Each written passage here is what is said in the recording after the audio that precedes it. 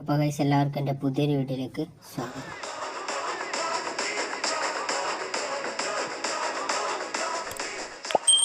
അപ്പോൾ ഗൈസ് നമ്മളിന്ന് ചെയ്യാൻ പോകുന്നത് നമ്മുടെ വൈനിൻ്റെ ഫിൽറ്ററിങ്ങും ബോട്ടിലിങ്ങും ആണ്.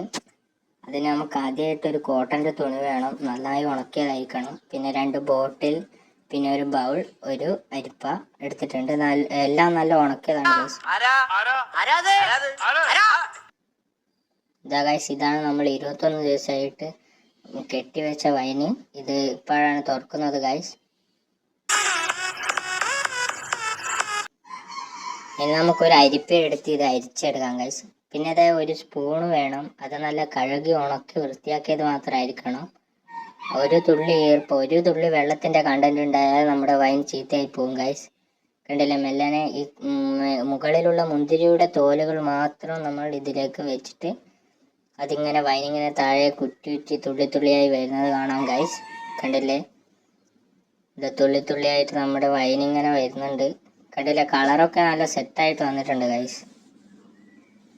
എന്താ, നമ്മൾ അരിച്ചെടുത്ത ഒന്നാമത്തെ അരിക്കൽ കഴിഞ്ഞു. ഇനി നമ്മൾ രണ്ടാമത്തായി അരിപ്പ നിറച്ചത് കൊണ്ട് രണ്ടാമതായി അരിക്കുന്നുണ്ട്.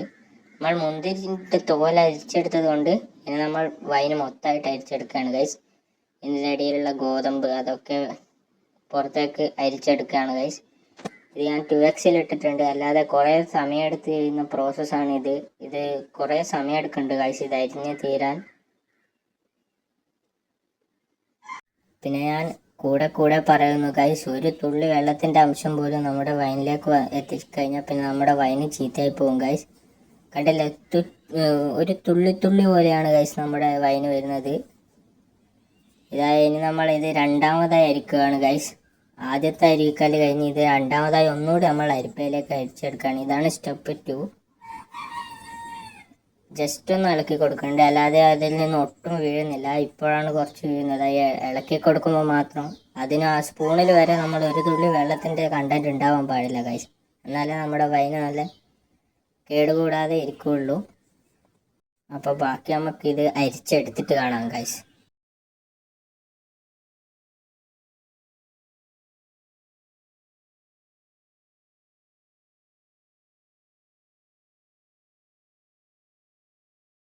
ഗൈസ്, രണ്ടാമത്തെ പ്രോസസ്സിൽ നമ്മുടെ അവസാനത്തെ അരിക്കലാണിത്. ഇനി നമുക്ക് ഈ അരിച്ചെടുത്ത വൈന് ഒന്നുകൂടി നമ്മൾ ഭരണിയിലേക്ക് ആക്കേണ്ടത്. ഇതാ കണ്ടില്ല ഗൈസ്, ഇതാണ് അതിൽ നിന്ന് നമുക്ക് കിട്ടിയ വേസ്റ്റ്. ഇത് നമ്മൾ ഒന്നുകൂടി ഭരണിയിലേക്ക് ആക്കിയിട്ട് ഭരണിയിലുള്ളത് മുഴുവൻ പോക്കിയെന്ന് നമ്മൾ ഉറപ്പുവരുത്തണം ഗൈസ്. എന്നിട്ട് ഈ ഭരണിയിലുള്ളതെടുത്ത് ഒന്നുകൂടി നമ്മൾ നേരത്തെ എടുത്ത് വെച്ച കോട്ടൺ തുണിയിൽ വെച്ച് അരിച്ചെടുക്കുകയാണ് ഗൈസ്. കോട്ടൺ തുണിയിൽ അരിച്ചെടുക്കുകയെന്ന് വെച്ചത് വളരെ കഷ്ടപ്പാടുള്ള സമയമാണ് ഗൈസ്.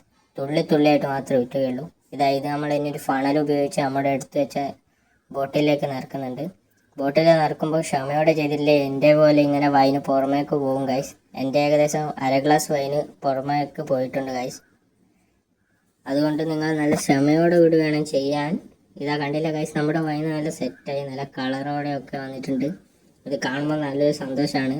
ഇത്രയും ദേശമെടുത്ത് ചെയ്തതുകൊണ്ട് ഇതാണ് നമ്മുടെ വൈനിൻ്റെ ഔട്ട്പുട്ട് ഉണ്ടാകുന്നത്. അപ്പോൾ അടുത്ത വീഡിയോ വരെ കാണുന്നവർക്കും വീഡിയോ ഇഷ്ടപ്പെട്ടാൽ ലൈക്ക്, ഷെയർ, സബ്സ്ക്രൈബ് ചെയ്യണേ ഗൈസ്. ബൈ.